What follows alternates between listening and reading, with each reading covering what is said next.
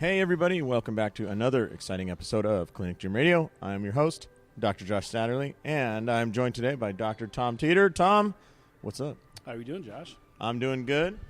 And Tom is the inventor, the pioneer, the the main mamma jamma over there, rehab to fitness, which course you developed. It's a course you developed, correct? That's correct, yes. Yeah. And so give me a little synopsis of, you can talk about your background and a little bit of background of the course so that we can dive into some exciting questions here. Sure. Like you said, I'm Dr. Tom Teter. I am a chiropractor in Kansas City, Missouri. The name of my personal business is Engineering Athletes. Okay. And what we do is work with general population and athletic people towards their achieving their physical fitness and athletic goals.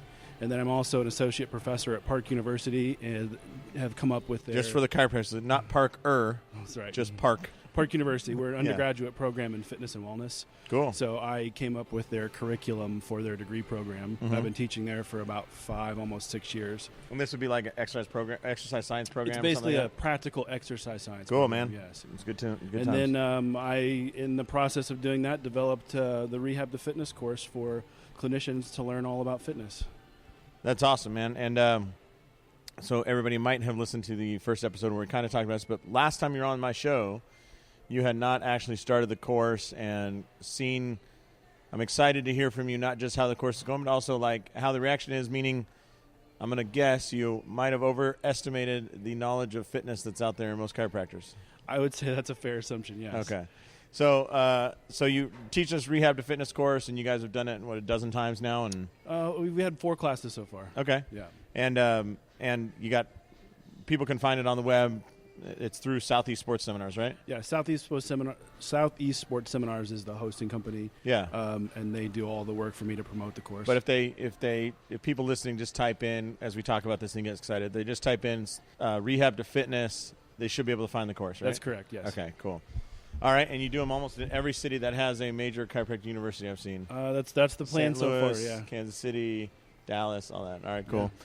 All right, so this is awesome. So let's go back to your practice. So here you were, kind of engineering athletes, as you say, getting people, and you work inside a gym. I've been to your clinic. It's pretty cool. As you work in there, when did you really realize, like, hey, dude, fitness is a big piece of this, and when did you really get into the fitness piece? I've always been in the fitness piece. My background is in exercise science. And so when I decided to get into clinical practice, I always had the intention of having fitness be a huge piece of my practice.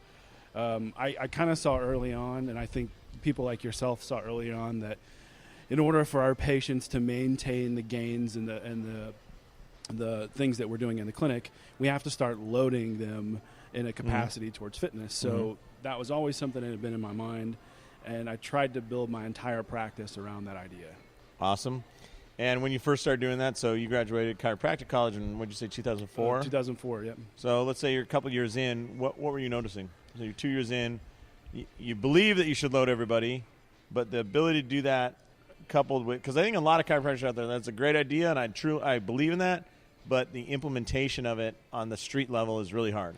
It is hard because I think if you just look at the general population, I think I read – at last count, only like 25% of our population exercises to begin with. Mm-hmm. So you're having people come into your office in pain who are relatively sedentary, and they have no tolerance to load, which is usually one of the reasons why they got hurt in the first place. Mm-hmm.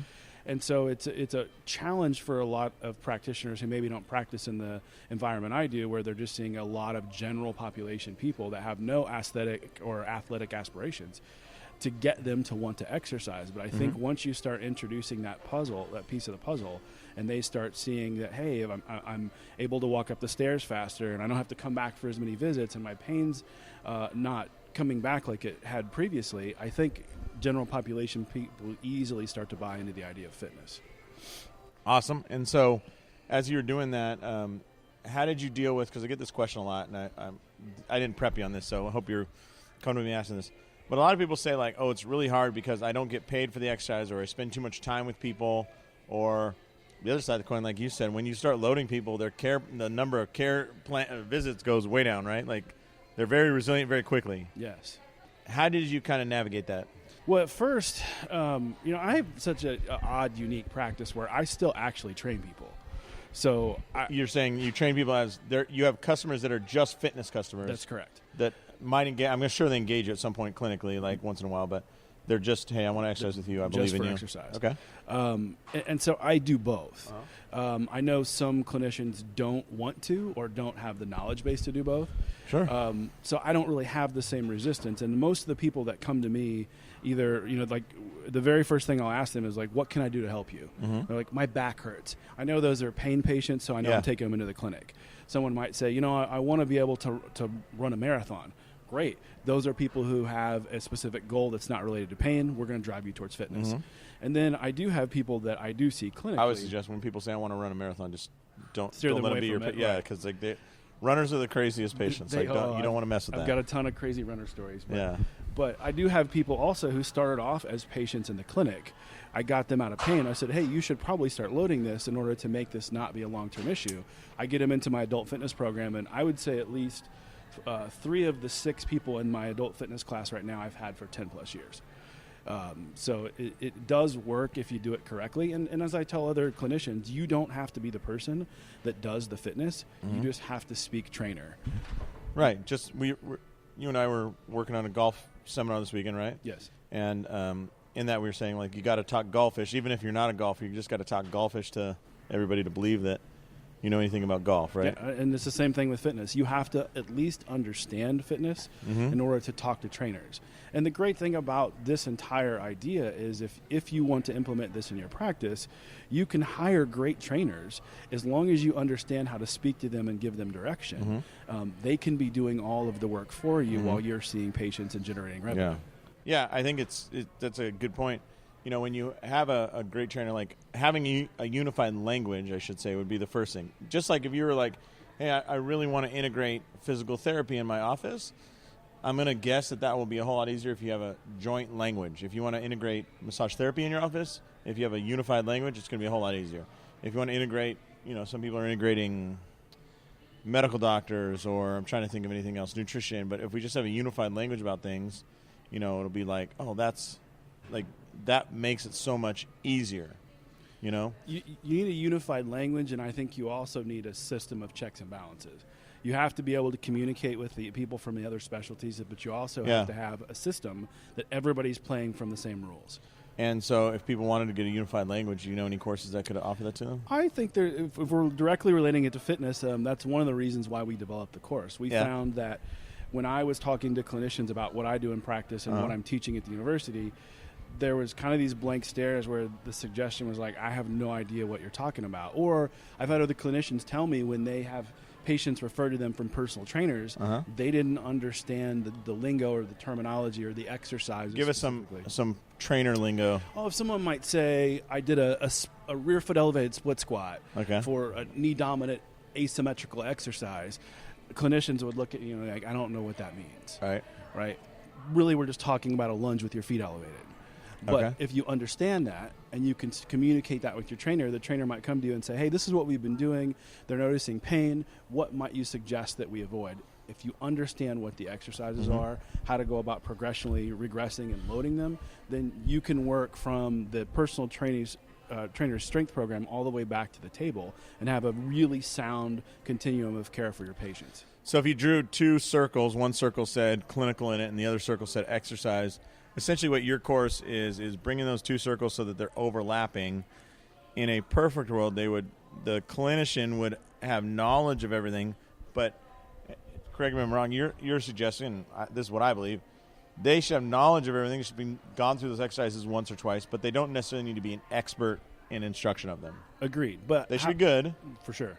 But you don't have to be an expert. No, but I think in order to understand them, and this is part of what we try to do in the course, you have to understand how to program exercise. What is exercise? You have to understand how to program exercise, and you have to understand, at least be able to demonstrate that you can coach the exercise. You don't have to do it all the time, but if you and your trainer are, a squat, for example, if you're both coaching it some way different, when you come back to that common language, what one person might say is a squat might not be what you're talking about. Sure. So having an ability for everyone on your staff to speak the same common language of exercise and programming goes, it's hands down an effective way for continuity of care for the people that come into your clinic. I love it. I love it. Hey, it's Dr. Josh. I want to let you know some exciting news I just found out. I was talking to the guys over at Racket Fit and On Base U, and it turns out that both those courses are now approved for 13 hours of continuing chiropractic education. So each course is approved for its own 13 hours. So if you're looking at what the next CEU course you want to do and you need the hours for your state, check out racketfit.com, racketfit.com, or onbaseu.com. Onbase, the letter U.com, short for university, all right? If you're working in the population of tennis, or you want to kind of get into that country club crowd, doing the Racket Fit certification, I think, is absolutely fantastic. And if you are working in baseball, which I think is like the next frontier for a lot of the care that we provide, I think it's a fantastic group of people that are just kind of coming into the idea of assessments and performance measures and technology stats, then you definitely want to check out On Base U. I think these are both great courses. I've taken them. I teach them. I believe in them. So check them out, racketfit.com and onbaseu.com, and email me if you have any questions. Thanks.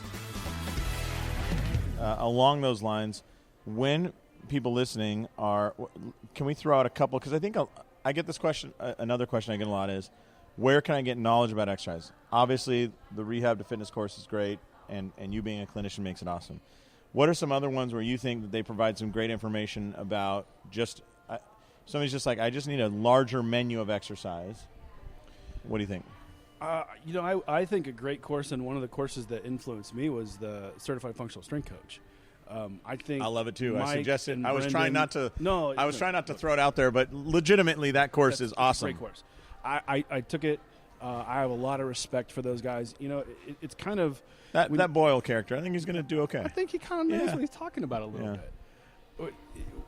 There's a lot of people, when you get into this long enough, you come up with very little of this stuff on your own, and there's just a ton of people that influence your thought process. Right. And early on, when I was getting into exercise, the things that Mike was saying really resonated with me. And so I've spent years digging into all their material. I have a lot of respect for the things that they're doing. So I tried to take what they had, integrate some of those ideas into my course, and expand upon it to make programming really a plug-and-play methodology. I love what those guys are doing.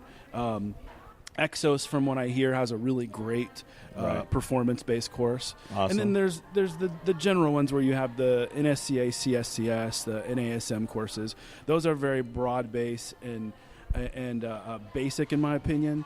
But I think really, and I'm not disparaging those courses at all. I think that the CSCS certification is great, and for those of you listening, if you're a clinician, like if you want to how do I say this?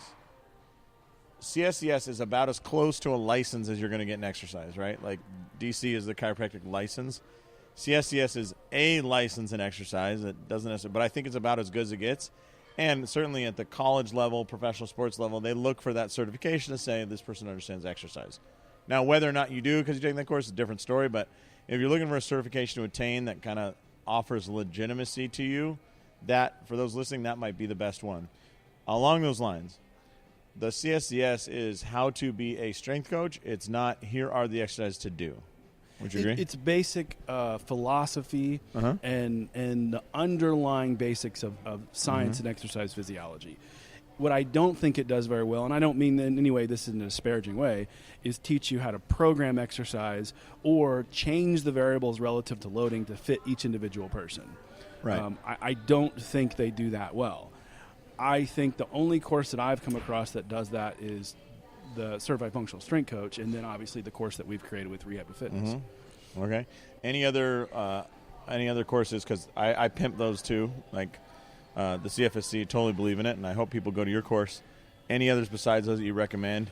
I got a couple in my quiver, but your guy gets around.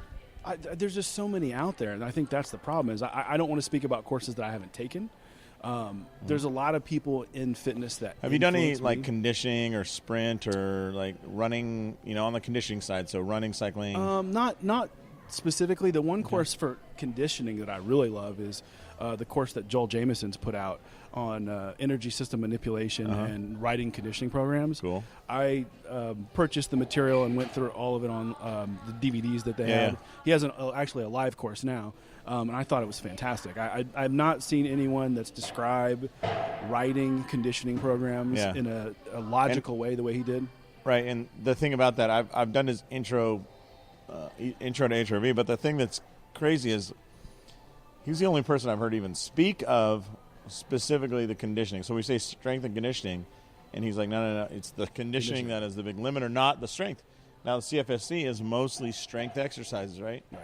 So Joel has an interesting one. Charlie's course, rehab,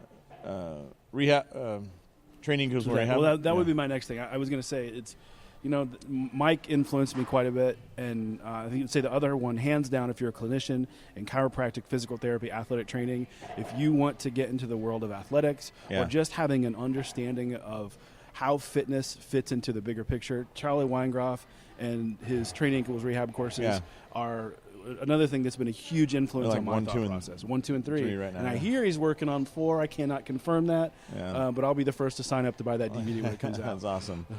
Awesome. I took the FRC course. I think that's great for right after therapy. I think that course kind of falls perfectly in line. I'm trying to think of any others that. Well, what I've been teaching at the university is, if you look just at the fitness side, we're going to take the clinical part out of it for a minute. You need a really good assessment course, a way to look at global movement and determine if people are appropriate for exercise, and if they are, what things you may need to protect them from, and if they're not, some things you might want to consider correcting.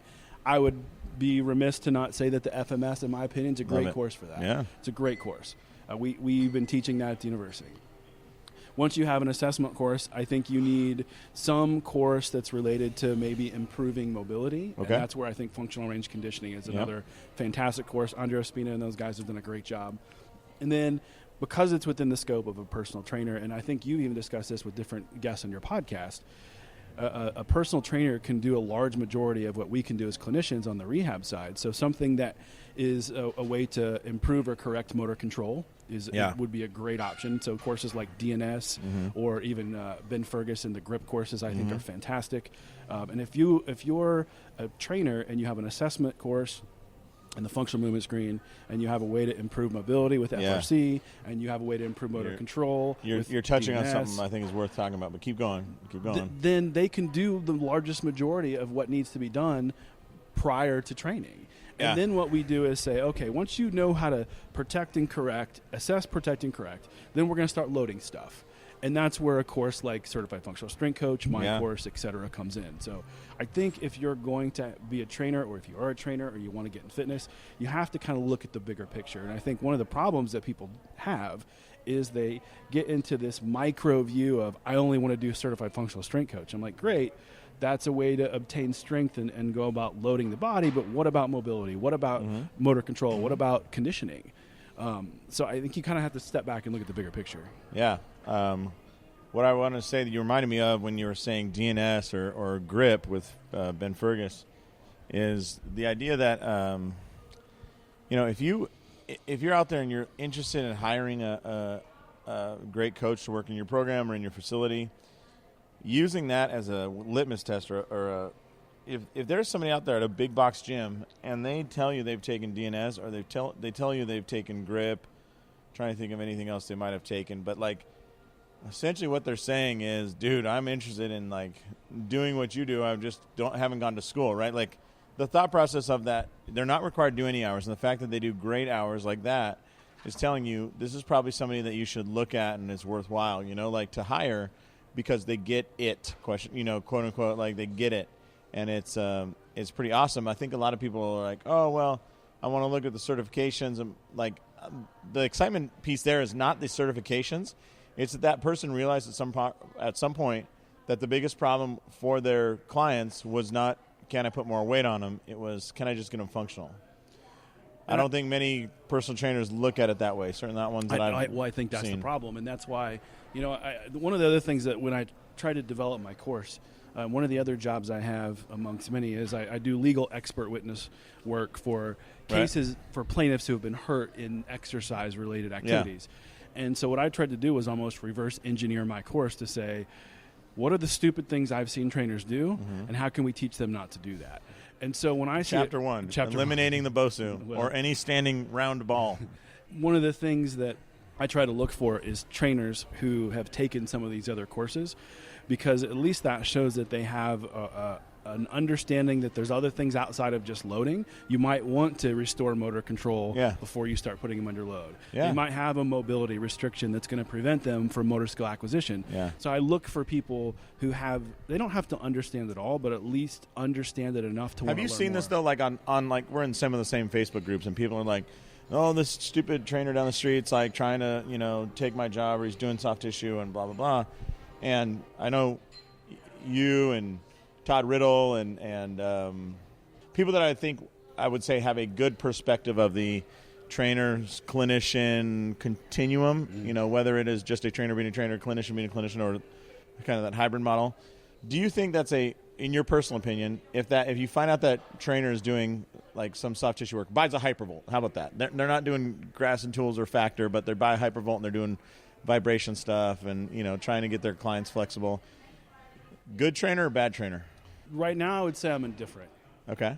In the past, I would have probably not been so keen on that. You would have thought it's a problem, and now you're softening. I'm softening a little bit. In your old age. In my so very, sad. very so old sad. age.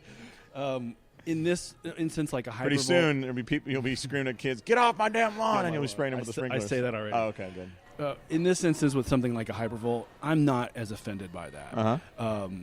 Where I get more offended is, and I actually just saw this morning, if you're a fitness company or a company that makes fitness equipment and you're making tools for people to do soft tissue work, selling those carte blanche, and then not even knowing if those people are licensed to do so, I have a huge problem with that. So that's not on the trainer side. That's on the equipment provider side. Or if you're a personal trainer, for instance.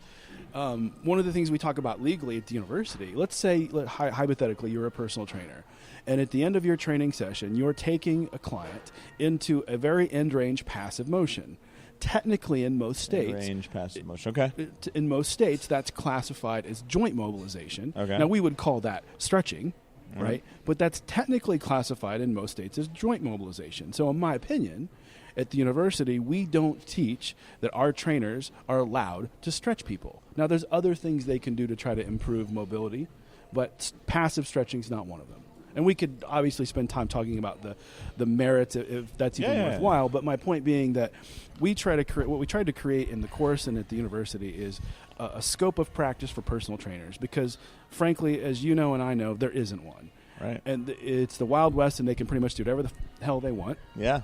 And that's why people get in trouble. So we're like, look, here's the parameters. Well, the other side of the coin is also a profession that seems to appeal to the, what do you want to say, 18 to 26-year-old people who aren't exactly making the best life decisions at that point, right? They don't have the wisdom in general that comes with, getting through your 20s and early 30s. I think a lot of people get into training for the right reason. I just think they're guided in the wrong direction, and that's why they end up getting in trouble.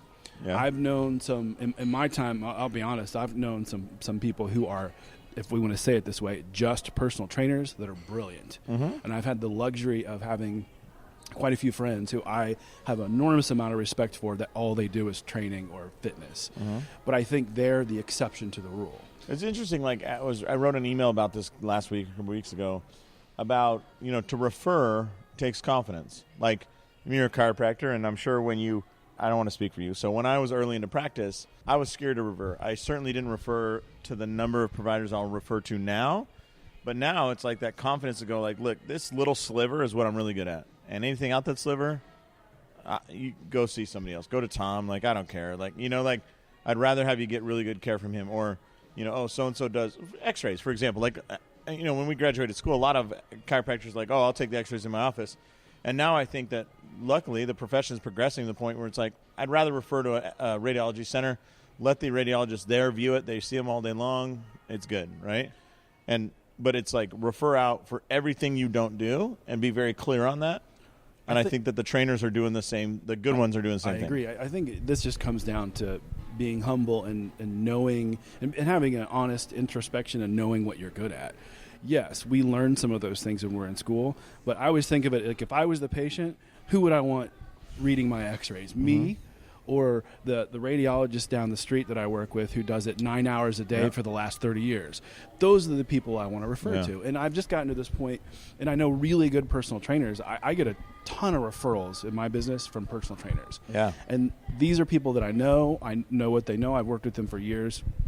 And trainers can be a really good, valuable resource for your business. It can be huge. It's amazing. I've made my business off of trainers referring me business. And even at the gym, as an example where I work, I would say at least 50 to 60% of the trainers that work there are people that I had hired at another gym that we were at or had worked with me in another gym.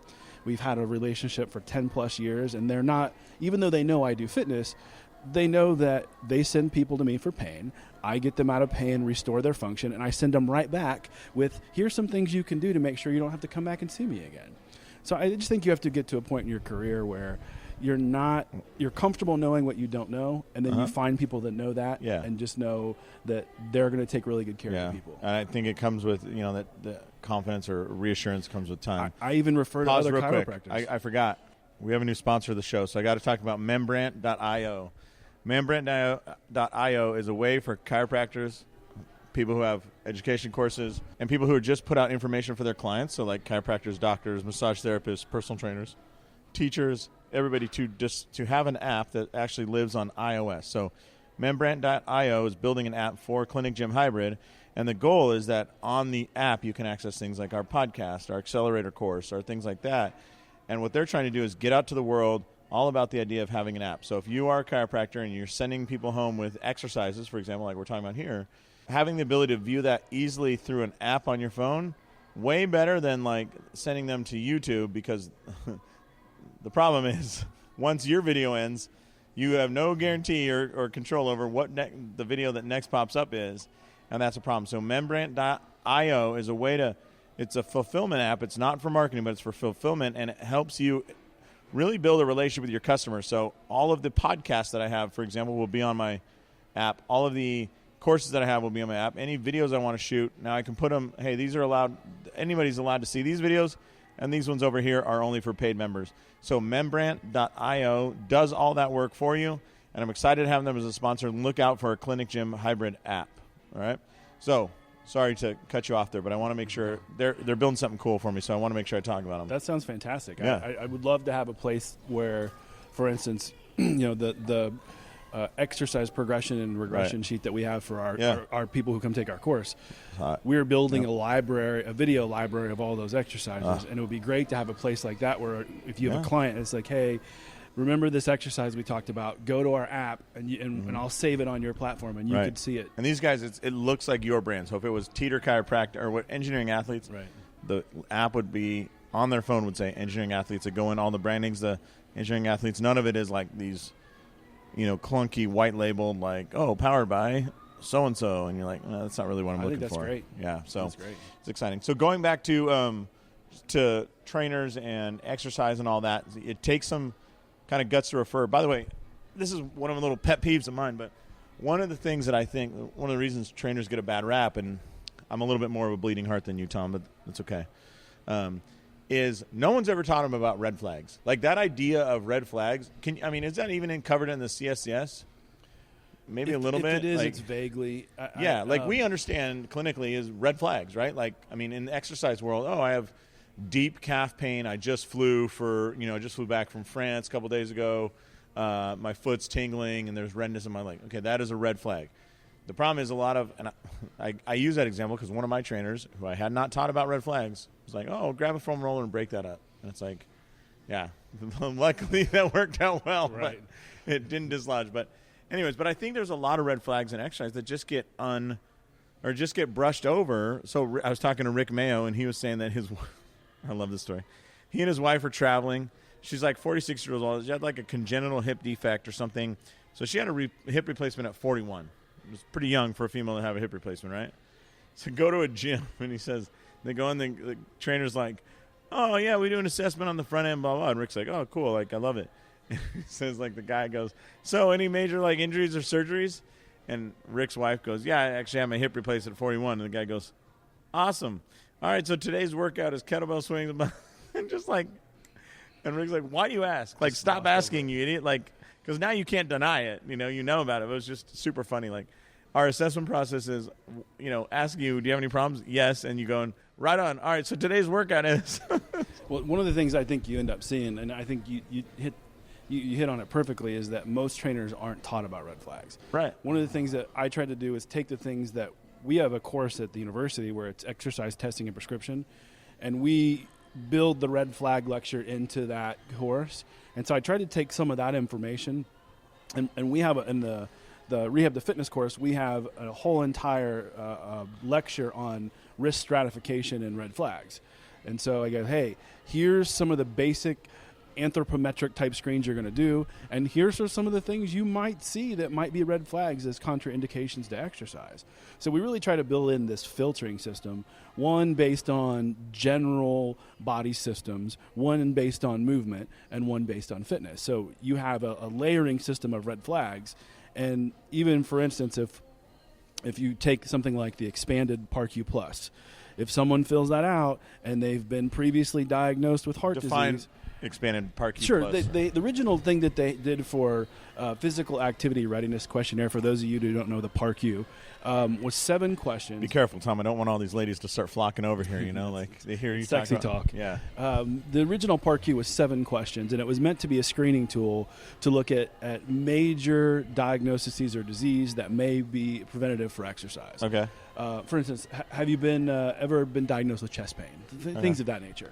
And if you answered yes to any of those questions, you had to get a physician's permission before you, or sign off before you can exercise. Just like the first chapter in every book. If anything in this, blah, blah, blah, always get the express permission of your physician before starting an exercise program, which nobody ever did, by the way. And most of the time they still don't.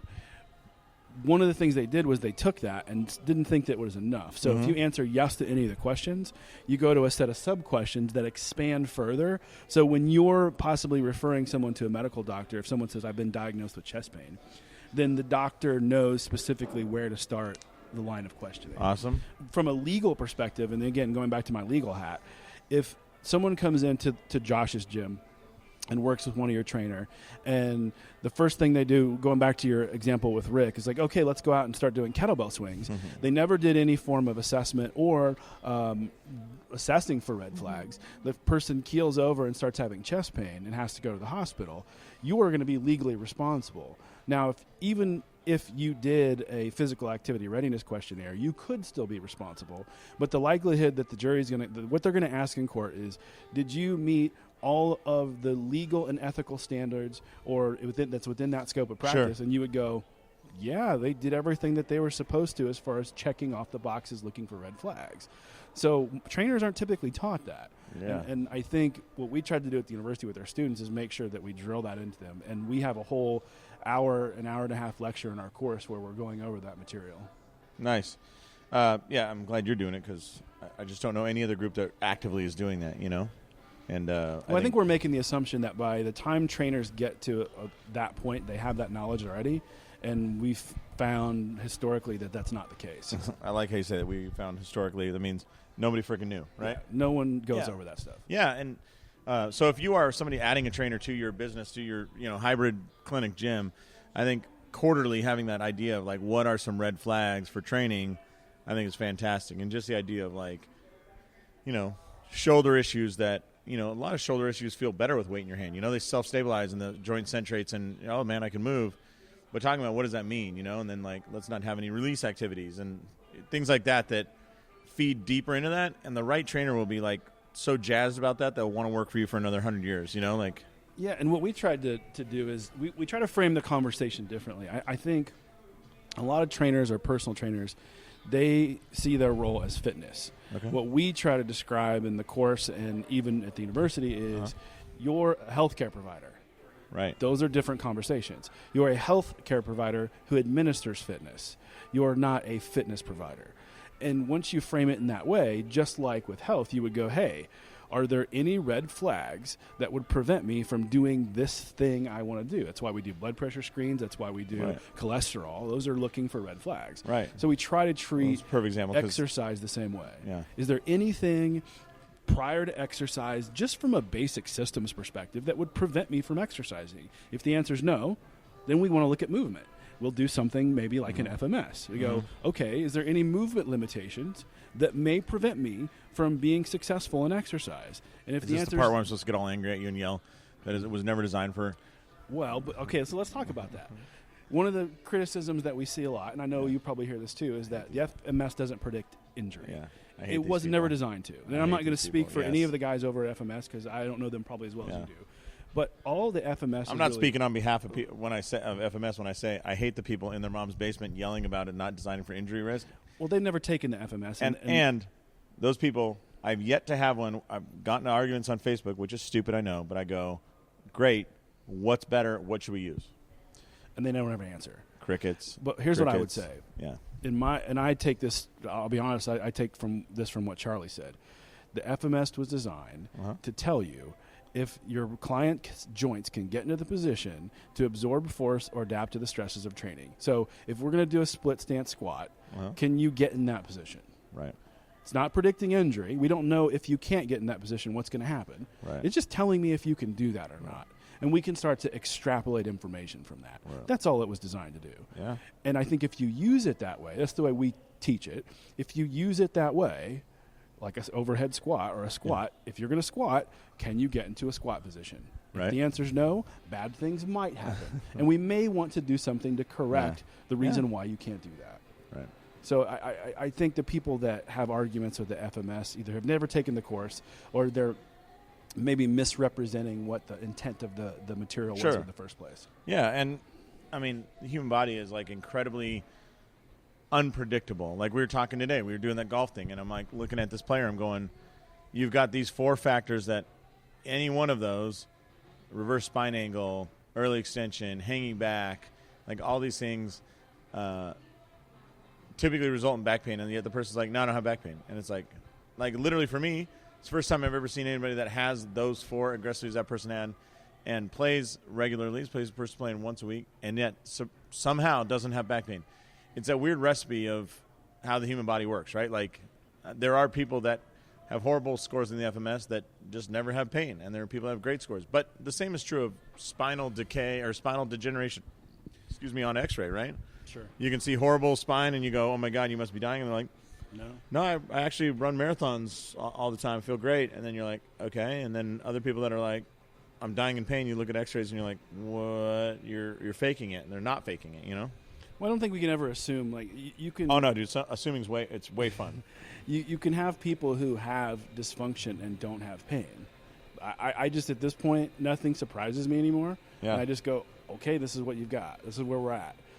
I think the main thing that we try to discuss is just having a process to discern all that information. Right. Like you have to have a system to check your work. Yeah. Have a system of checks and balances to know if you apply this intervention, whether it's clinically or from a fitness perspective, did it do the thing that I wanted it to do? And if it didn't, that's cool. Maybe this thing didn't work for you, but it might work for 10 other people. Right. Now we got to find something else. Right. And I think one of the things we talk about in our course is that most trainers don't have a system.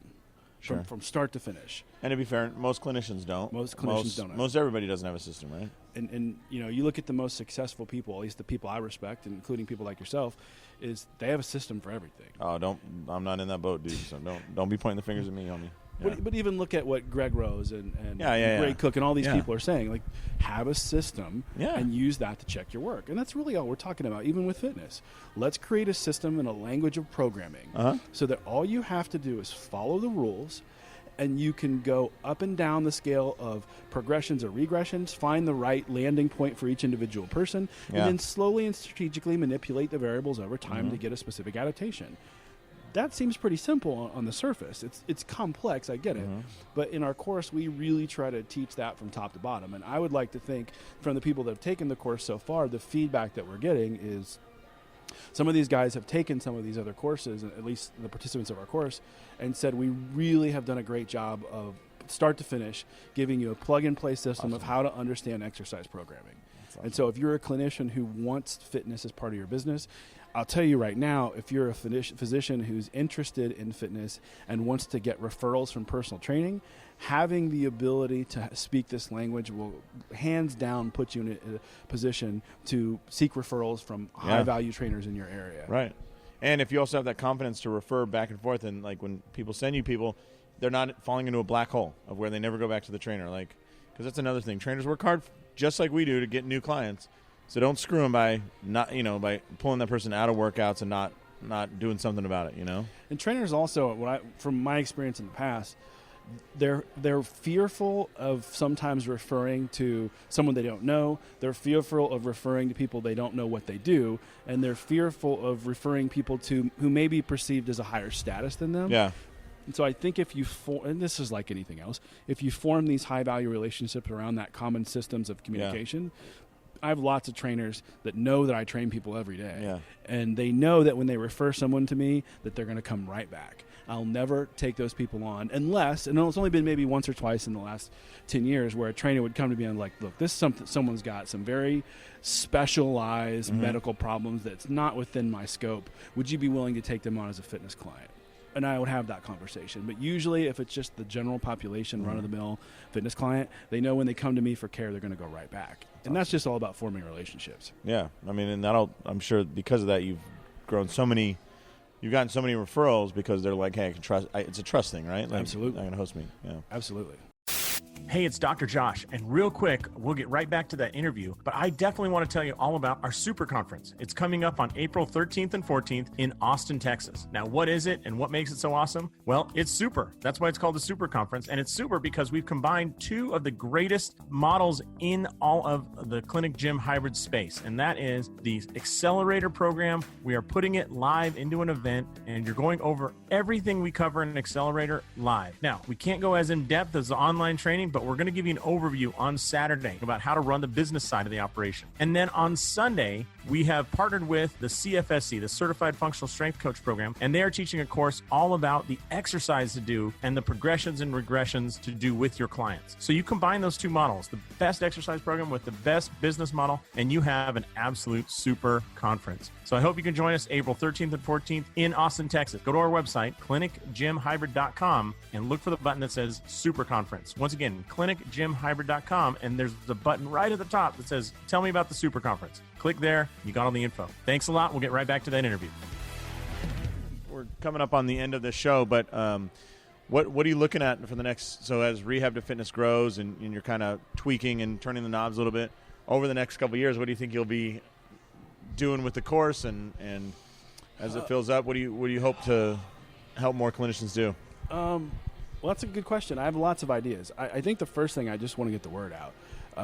I want clinicians to understand exercise and the value it has for your practice. By the way, if you're not following Tom and Rehab to Fitness on Instagram, Facebook, I highly recommend it because I really appreciate some of the articles and studies that you post up about fitness kind of and its effect on clinical practice and kind of backfilling that a lot. I think that stuff's fantastic. Well, one of the things I tried to do, and this is a broader conversation, but I'm very anti-social media, and my wife and all of my friends get on to me because I hate posting on social media, and I hate the way that social media has run our practices. But if I have something interesting to say or I find value in something, I'm going to put it out there. That's awesome. Otherwise, I'm not going to make superfluous daily posts just to have content. And I think there's a lot of people that are doing that right now, and sometimes things get watered down. Yeah. So what we try to do with the Facebook page, if you would love to follow us there, we'd really appreciate the support. But we put out relevant content, things that are going to directly impact the way that you see fitness within your practice or within working with clients. Right. And we try to tie all of that stuff back. There's no cotton candy on your Facebook. Absolutely not. Never. Yeah. And we try to tie that stuff back to the course. Awesome. How do I see the course growing? Well, first of all, I just want to get the word out. I would love, even like as an example, as you're trying to get the word out about fitness and why clinicians should incorporate this, I would love for people to turn to us as that resource. I have some pretty larger scale ideas. The rehab to fitness course we have now is I would call it maybe like a level 1, where it's really teaching the basics of exercise programming for general physical preparation, general population. The stuff that's going to walk in your clinic, basically. That's right. For most clinicians, they're not seeing a lot of high level athletes. They're seeing general population. So you should be able to take this level 1 course and really understand how to program fitness for the general population. I see down the road, because of the way that I view athletics, that we may have a level 2 course that's getting more into specifics of maybe like specific physical preparation for athletics. Cool. And then I also kind of envisioned this idea of a level 3 course where maybe we're talking about a systematic approach to over a comprehensive athletic development, where you're even including things like motor skill acquisition, management, medical fitness, movement skill, and monitoring, all of that, and having conversations about why each individual bucket needs to be filled if you're going to work with long-term athletes. And, at the end of every show, I say, go out there, maximize your license, live the life you dream of. I think what you just said in the last sentence certainly is one great way of maximizing your license, right? Like, I mean, besides chiropractors, maybe PTs, but especially chiropractors, like, what other license has the ability to do what you just said? You know what I mean? And the access and everything, like, we get to write our own story. It's awesome, right, from a perspective. I agree. I think you're only limited by your willingness to open your mind, to check your biases and learn from other people that may be outside your specialty. I think if we're going to talk about athletic development and use that as a springboard, there are so many players that are involved with working with one athlete. Yeah. You have management. You have the medical side. You have people relative to movement. You have instructors, fitness people. You have coaches, instructors. Coaches, and then all of that has to be under the umbrella of monitoring stress and load.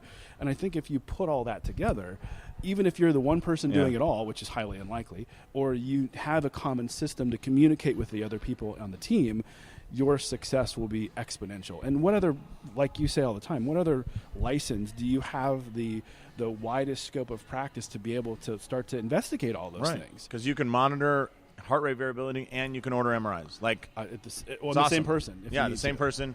And you can recruit everybody you want and open a gym and do whatever you want. And go hands-on care to, like, hey, maybe we can fix this right now. The other thing that's really cool, you mentioned HRV. I've started to see some experimentation with HRV and treatment. So maybe you measure their HRV before treatment, you do a manipulation, and you measure HRV afterwards to see how that stress was perceived by the nervous system. Yeah. There's so much things that we can do that really go outside the scope of traditional chiropractic. And I think fitness is just one piece of that puzzle. I love it. And that's why we tried to come up with a course that encompasses how to teach programming and fitness to clinicians. Awesome, man. So once again, where can people find that course? You can look us up. If you go to Southeast Sports Seminars, you look up Rehab to Fitness, or if you just don't take that crazy. What's that guy Riddle? Like, he has that weird stuff, that factor stuff. Don't. Like, look right past that on the Southeast Sports Seminar. Todd's a great guy, and I've actually thoroughly enjoyed working with him. Todd's the only chiropractor I know that made it out of Sherman College with the ability to perform rehab, right? And probably sane and logical at the same time. Yeah, exactly. It's like that scene in Lord of the Rings where they're trying to get the ring into Mordor, to destroy it or whatever. Like, that's what he did. Todd does great work, and I thoroughly enjoy working with him.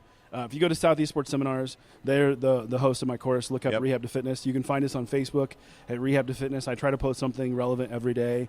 We're Rehab to Fitness on Instagram, and we're trying to really start to incorporate more video and things on Instagram. Awesome. So we'd love to support video on Instagram, huh? This is new. And that could be a whole other Don't wear a conversation. bikini, please. I beg you. I promise you I won't do that. Awesome. Well, I'm glad you're doing that, and I think that you're certainly, like, helping people really expand that license, and we're allowed to do these things. Like, it's not an expansion license, but actually, like, take advantage of what our license provides. So I, for one, am super excited about that. So, I appreciate the support. Yeah, man. Well, thank you for being on today. I appreciate it. Yeah. So on behalf of Dr. Tom Teter, this is Dr. Josh Satterlee saying, go out there, maximize your license, and live the life you dream of. Thanks, everybody.